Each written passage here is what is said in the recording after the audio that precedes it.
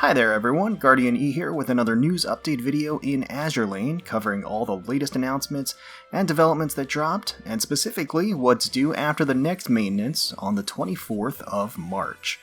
So after the maintenance on the 24th, we're going to be getting a brand new Sardegna Empire event, Virtual Tower. And it's going to be something of a mid-sized event, sort of a halfway between a full-scale and a mini-event. The new ships announced include Impero as an SR, Pompeo Magno as an SR, and Trieste as an Elite.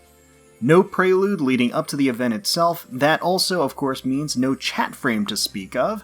They've actually very rarely had events of this nature, where everything has been truncated in this way, and it's unclear at this time if this is going to be the standard format, and big UR events will be the full-scale format that includes the preludes, or if these are simply going to supplement all larger events in general. Not really clear on that. That also just means more events and more content in general. One nice thing is that this does essentially mean that every faction will get at least some representation, some new event throughout the year.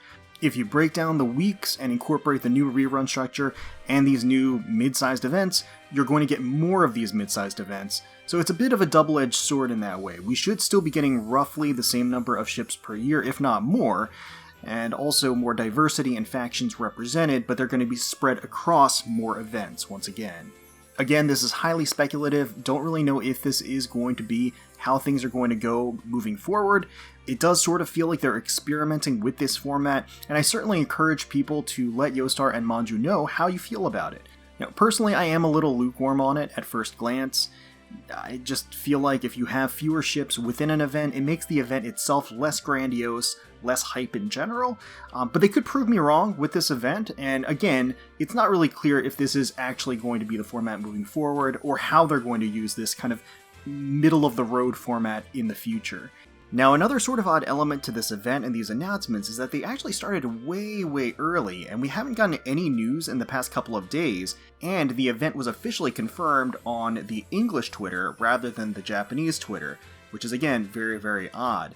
And they haven't made any mention of this, but I did notice that on the Yostar store Twitter, they issued this apology essentially indicating that they're currently in quarantine because of a ferocious wave of COVID, a new strain of COVID sweeping across, and the shipment of goods from the Yostar store, including the Valentine's 2022 merchandise, is going to be delayed. Now, this is purely speculative on my part because they did not make any announcements in the in-game news or on the game social media channels, but I'd be surprised if there wasn't at least some impact there, even though they didn't make any official announcement. Thinking about this in context, it does make a lot of sense as to why the announcements and the reveals were kind of weirdly spaced out. I don't know if it would actually impact the event proper at all, but these are just kind of things to take into consideration and think about. So hoping all of Yostar and Manjuu are staying safe out there, and certainly hoping all of you out there are staying safe. Please stay safe out there. Now, they've also been on a roll announcing a series of school-themed skins over the past week or so. No live 2Ds so far, which is a little surprising.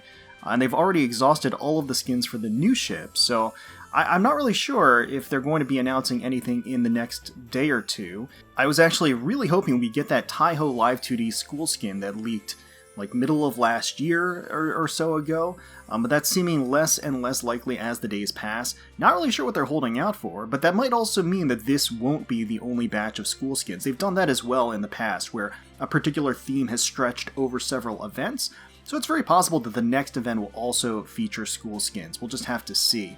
As usual, I will be posting my day one pulls of the event alongside a showcase of the new skins. If you're interested in seeing that on the 24th, please remember to subscribe to the channel to get notified once that goes live. Now, in figure news, pre-orders for the lovely Honolulu 1/7 scale by Alter have opened for both the light and heavy armament versions, of course. The light version does not have that rigging behind her, but is, of course, more economical in price.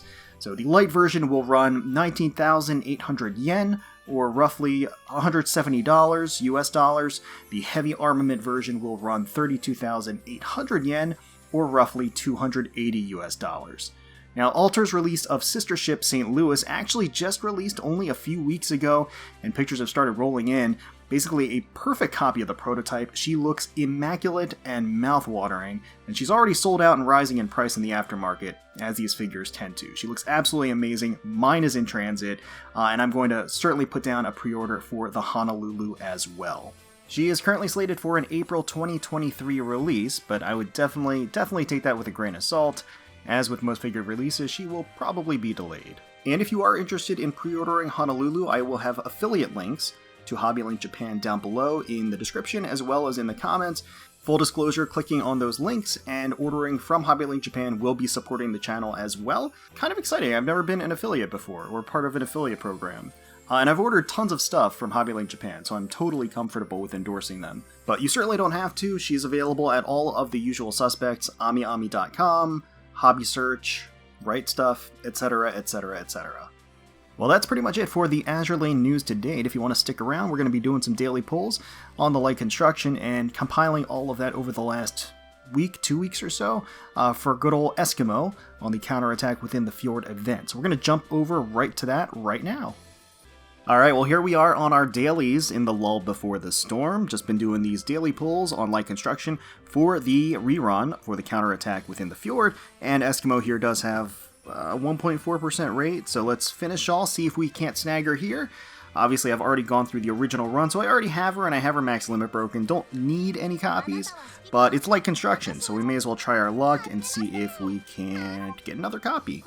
For those of you where this is your first time running the event, hope you do get your Eskimos right quick.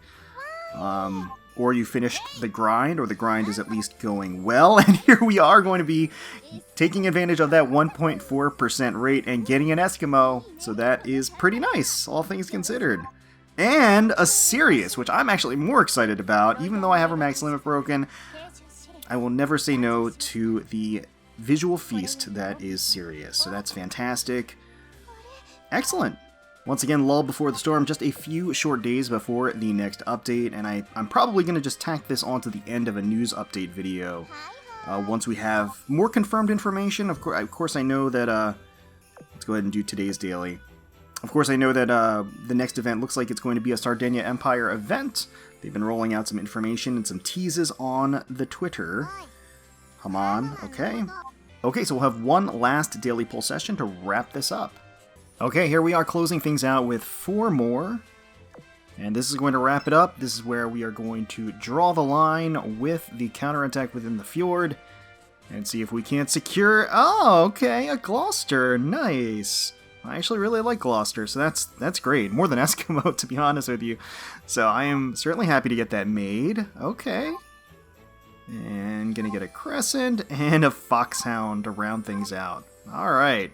So yeah, again, that is going to be it. Hope that the event went well for all of you out there that were tackling this rerun for the first time. Hopefully you got your Eskimos, as well as any other ship drop or any other drop in general that you needed from the event itself. Let me know how you did in the comments below, and let me know if you're excited for the upcoming event, the Virtual Tower.